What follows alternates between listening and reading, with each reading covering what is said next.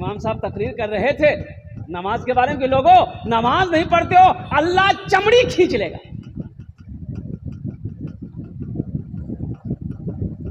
तो बस्ती वाला मुखिया से बोल ली कि हो मुखिया जी कौन मौलवी गान लाजते हो, ये हमरे से खिलाफ तकरीर करी जी। बोलिए मैं सब सुनिए लान से इधर तकरीर छोड़ा दी हमरा से, तकरीर करेंगे उतरे दिन खाली। इमाम साहब भाप गए कि लोग जो है उखड़ गया, सारे लोगों ने घेरा। क्या बोले आप, किसके खिलाफ तकरीर किए? बोले नहीं नहीं हम तो बेनमाजी के खिलाफ तकरीर किए हैं, आप लोग तो नमाजी हैं। जुमा पढ़िया तो नहीं पढ़िया? बोले हाँ पढ़ी जाएंगी। बोले तो नमाजी मिला तो राजी की। हम तो उसके बारे में तकरीर किए जो नमाज नहीं पढ़ता है। इसलिए मेरे बच्चों नौजवानों नमाजों की पाबंदी करो। नमाजों की पाबंदी करोगे अल्लाह तेरे चेहरे पे नूर पैदा फरमा देगा, अल्लाह तेरी रोज़ी को बढ़ा देगा, अल्लाह तेरे घर में बरकत अता फरमा देगा, अल्लाह तेरे फसलों में बरकत अता फरमा देगा, अल्लाह तेरी तिजारत में बरकत अता फरमा देगा, अल्लाह तेरी उम्र को बढ़ा देगा। नामाज के बोलो ना काज आछे, काज के बोलो आमा नामाज आछे। काम को ये ना बोलो, ये ना बोलो कि हमको फुर्सत नहीं है, काम बहुत है, हम नमाज कहाँ से पढ़ेंगे, बल्कि ये कहिए काम तू रुक जा, हम तुम्हें बाद में कर लेंगे, पहले मेरा नमाज का टाइम है, पहले हम नमाज पढ़ेंगे। मस्जिद का पेट कैसे भरेगा? जब नमाजी नमाज पढ़ने मस्जिद में आएगा ये मस्जिद का पेट भरेगा। अगर मस्जिद के अंदर में नमाजी ना आए तो मस्जिद का पेट खाली रहेगा, मस्जिद भूखी रहेगी। अल्लाह तबारक व तआला की बारगाह में कल क़यामत के दिन ये मस्जिद गवाही देगी। मस्जिद तो बना लेते हैं हम लोग, आबाद भी तो मस्जिद होनी चाहिए ना। अब बंदूक है गोली है ये नहीं, बंदूक है, बंदूक लेकर क्या करोगे? बारातगाह हटिया जाइएगा बंदूक कंधा में लटका करके कहतन गोली छो ना, बोले नहीं गोली नहीं चावल, बोले बंदूकों की फायदा। भाई मस्जिद है, मस्जिदों को आबाद करो, मस्जिदों को आबाद करोगे अल्लाह आपकी ज़िंदगी को आबाद करेगा, अल्लाह आपके घर को आबाद करेगा। मस्जिद के बगल में एक आदमी का घर था, अब वो भैंस 15-20 गो भैंस था उसको, अब वो भैंस चराता था, दिन रात भैंस के पीछे परेशान। तो इमाम साहब ने एक दिन पकड़ा कि हो ते खाली भैंसे के पीछे परेशान था, नमाज उमाज पढ़ा, मरना छौन तोड़ा कि नहीं?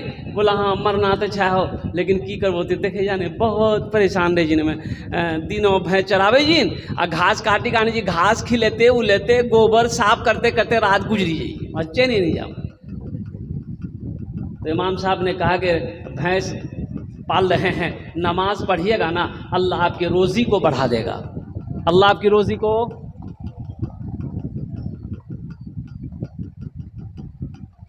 अच्छा इंशाल्लाह बैठिए, फरमाइश आ गई है टका छौन जे बाबा है बोला है।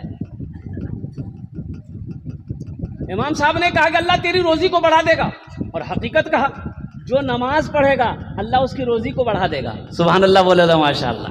जो नमाज पढ़ेगा अल्लाह उसके रिज्क को बढ़ा देगा, रोज़ी को बढ़ा देगा। आधा किलो चावल बनाओ इंशाअल्लाह, मेरी माँ बहनों वजू बनाकर नमाज पढ़ लो, आधा किलो चावल बनाओ इंशाअल्लाह अल्लाह इतना बरकत दे देगा कि खाकर भी खाना बच जाएगा। करके तो देखो।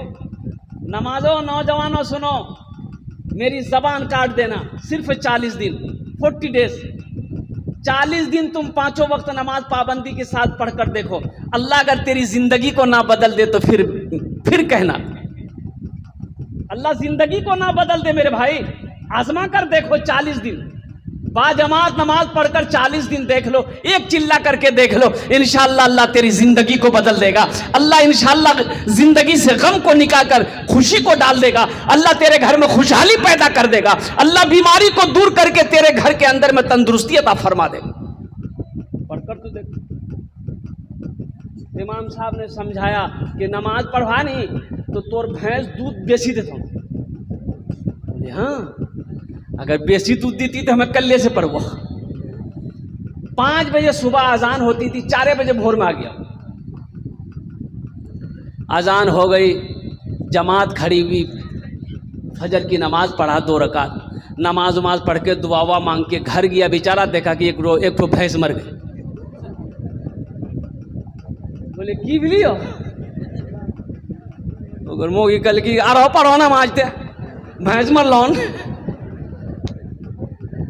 दौड़ा दौड़ा मस्जिद गया, इमाम साहब का, इमाम साहब गजब हो गया। बोले क्या हुआ? बोला देखिए अभी ये फजर पढ़े हैं आपके पीछे में एक भैंस मर गई। इमाम साहब ने कहा कि अल्लाह तुम्हारा इम्तिहान ले रहा है। कहा तुम इम्तिहान से डर गए? बोला नहीं हम डरने वाले नहीं। बोले जो घर आ गया, जोहर की अजान हो गई। बड़ा डरते डरते मस्जिद पहुंचा कि कहीं दूसरी भी ना चली जाए। हकीकत में इत्तफाकन कहिए फजर जोहर की नमाज पढ़ के घर पहुंचा तो उसकी बीवी सीना पीट पीट के रो रही थी कि मर लो दूसरो भैंस भी हमारा चला गया।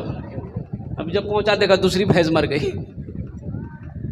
बीवी जरा सोचल कि 5 टाइमक नमाज छी, 2 टाइमक पढ़लान 2टा चलो गई। अब ऐसा तक पढ़बो तो 5टा चलो थी। एक पर्रू है नी, पर्रू पर्रू के कहै छलै, चिल्लाबै छलै पर्रू, मैं मरी गेली पर्रू चिल्लाबै छलै। ई बोली जाता चिल्लाओ मत, फरज पढ़ला एकरा नहीं चलो गेली, तोर लिए फरज नहीं पढ़ू, खाली 2 रकात नफल पढ़ू न तो चलो जी। नमाज का ये पैगाम है। इसलिए मेरे बच्चों, मेरे नौजवानों, नमाजों की पाबंदी करो। नमाज पढ़ोगे अल्लाह तेरी ज़िंदगी को बदल देगा। पेशानी को अपने क्या कहते हैं कि सजाओ, सजदों के निशानी से सजाओ, अल्लाह तेरी ज़िंदगी को सजा देगा। नमाजों की पाबंदी करो, अल्लाह तेरे खेतों के अंदर में, फसलों के अंदर में बरकत अता फरमा देगा। अल्लाह तेरी रोज़ी को बढ़ा देगा। नमाज पढ़ो, अल्लाह तेरी उम्र को बढ़ा देगा। अल्लाह वबा से, बला से, परेशानी से, हादसा से बचाएगा। बताया गया कि जो आदमी फजर की नमाज पढ़कर निकल जाए, घर से सफर में हो, खेत में हो, काम में हो, रोजगार में हो, कहीं भी चला जाए, अल्लाह शाम तक उसकी हिफाजत करता है। सुभान अल्लाह बोले तमाशा। और करने का मकाम है। फजर की नमाज पढ़ने जिसने पढ़ लिया, फजर की नमाज जिसने पढ़ लिया, अल्लाह शाम तक उसकी हिफाजत करेगा। पता ये चला कैसी हिफाजत? अल्लाह जिसकी हिफाजत करे उसे कोई परेशानी नहीं हो सकती है, उसे कोई तकलीफ नहीं हो सकती है। वबा, बला, परेशानी, मुसीबत, हादसा से अल्लाह ताला उसकी हिफाजत फरमाता है। तो इंशाअल्लाह पढ़ेंगे नमाज 5 टाइम का। तब तो कल मस्जिदों में जगह नहीं मिलती है। ये अल्लाह, ये कबूलियत की घड़ी है। हमारे बच्चों ने, नौजवानों ने, बुजुर्गों ने, हमारे भाइयों ने हाथों को उठाया है। ये अल्लाह जो बेनमाजी है नमाज़ों से दूर है। ये अल्लाह हम बेनमाजी तो नहीं कह सकते, नमाज़ों से दूर है, इसलिए कि जुमे की नमाज तो पढ़ता ही है। दुनिया में कोई ऐसी किताब है जिसको देख लिए तो अल्लाह गुनाह माफ़ कर देगा? कुरान के अलावा कोई किताब है? कोई किताब नहीं है। एक नौजवानों, मेरे बच्चों सुनो, ज़हन को हाजिर करना। अल्लाह के नबी सल्लल्लाहु अलैहि वसल्लम इरशाद फरमाते, जो मुसलमान कुरान को देख ले, कुरान को बोलो भाई, कुरान को देखिए, ये पढ़ने के बारे में नहीं बोल रहे हम, सिर्फ देखने की बात। अल्लाह के नबी ने इरशाद फरमाया, जो मुसलमान कुरान को सिर्फ देख ले, अल्लाह उसके गुनाहों को माफ़ फरमा देता है। जो कुरान को देखे अल्लाह उसके गुनाहों को माफ़ कर देता है, और जो कुरान पढ़ेगा उसका मकाम क्या होगा? जो कुरान पढ़ेगा उसका मकाम क्या होगा? तो कुरान ये ऐसी किताब है कि जिस किताब को कोई मुसलमान अगर छू ले, अल्लाह छूने का सवाब दे देगा। जो देखे अल्लाह देखने का सवाब दे देगा। जो सुने तो अल्लाह सुनने का सवाब देगा। और जो पढ़ेगा अल्लाह जमीन से उठाकर आसमान की बुलंदी पे पहुंचा देगा। कुरान पढ़िए। देखिए, हम मना नहीं करते कि आप अपने बच्चे को अंग्रेजी मत पढ़ाइए, अंग्रेजी पढ़ाइए अल्हम्दुलिल्लाह, लेकिन सबसे पहले अपने बच्चे को कुरान पढ़ाइए। सबसे पहले अपने बच्चों को क्या पढ़ाइए? पढ़े हो कुरान? फुर्सत कहाँ है मेरे बच्चों? तुम्हें कुरान पढ़ने की फुर्सत कहाँ है? मोबाइल से फुर्सत मिले तब तो कुरान पढ़ेंगे। मोबाइल से तो फुर्सत नहीं है। रात में सोते हो, मोबाइल छेड़छाड़ करके सोते हो, और जब सुबह नींद खुलती है तो सबसे पहले मोबाइल हाथ में होता है। तुम्हें कुरान पढ़ने का फुर्सत है कहाँ? आज हमारी हालत ऐसी क्यों है? दर दर की ठोकरें हम क्यों खा रहे हैं? इसकी वजह यही है। आखिरी हज अल्लाह के रसूल सल्लल्लाहु अलैहि वसल्लम का, तमाम कमोबेश 1,24,000 सहाबा मौजूद हैं। आपने फरमाया कि ओ मेरे सहाबियों, लोगों सुनो, हो सकता है आने वाले हज के दरमियान हम तुम्हारे दरमियान रहें या ना रहें, हम तुम्हारे दरमियान दो चीजों को छोड़कर जा रहे हैं। कई चीजें छोड़कर जा रहे हैं? बोलो भाई, कई चीजों को छोड़कर जा रहे हैं? अल्लाह के रसूल ने फरमाया आने वाला साल हज का जो महीना होगा, हो सकता है हम ना रहें, लेकिन हम चले जाएंगे, इंतकाल हो जाएगा, मेरा पर्दा कर जाएंगे, विशाल हो जाएगा, लेकिन हम तुम्हारे दरमियान दो चीज छोड़कर जा रहे हैं। इसको मजबूती से पकड़े रहना, मजबूती के साथ पकड़े रहना। अगर तुम मजबूती के साथ पकड़े रहे तो तुम कामयाब हो जाओगे, अगर इसे छोड़ दोगे तो तुम खत्म हो जाओगे।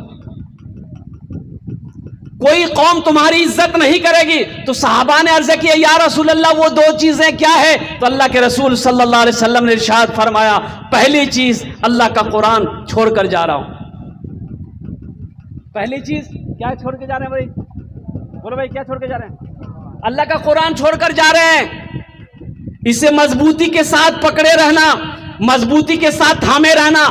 पकड़ने का मतलब क्या है? थामने का मतलब क्या है? कि कुरान के अंदर में जो अल्लाह का हकाम है, जो अल्लाह का हुक्म है, जो ऐलान है, उसको हम अमल करेंगे और उसके मुताबिक हम जिंदगी गुजारेंगे। कुरान ने हराम कहा है, हम रुकेंगे। कुरान ने हलाल कहा है, हम उसे इस्तेमाल करेंगे। कुरान ने जो जो बातें कही है अमल करने की, अमल करेंगे। जिससे मना किया है उससे रुकेंगे। ये है मजबूती के साथ पकड़ने का हुक्म।